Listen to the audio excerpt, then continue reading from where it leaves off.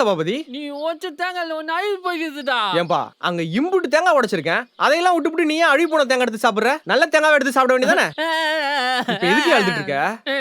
அழுகு பொண்ணு தேங்காவில அழுவலடா, அழுகு பொண்ணு தேங்காவில நீ அழுகு போறல, அது நினைச்சு அழுகுறேன்டா. இங்க பாரு சபாபதி, இந்த அழுவுறது அழ வைக்கிறது, சிரிக்கிறது சிரிக்க வைக்கிறது, கோவப்படுறது கோவப்பட வைக்கிறது, ஏமாறுறது ஏமாத்துறது, இதெல்லாம் மனுஷங்களோட இயல்பு. இதை யாராலையும் தடுக்க முடியாது, சரியா?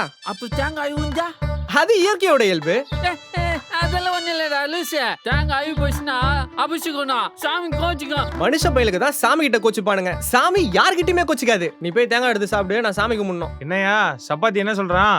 அது ஒண்ணு இல்ல புள்ளியார் சொல்லி, நான் உடைச்ச தேங்காய் ஒண்ணு அழுகிடுச்சான், அதுக்கு போய் அழுதுட்டு இருக்காரு. தேங்காய் அழுகிடுச்சா? தேங்காய் அழுகிடுச்சா?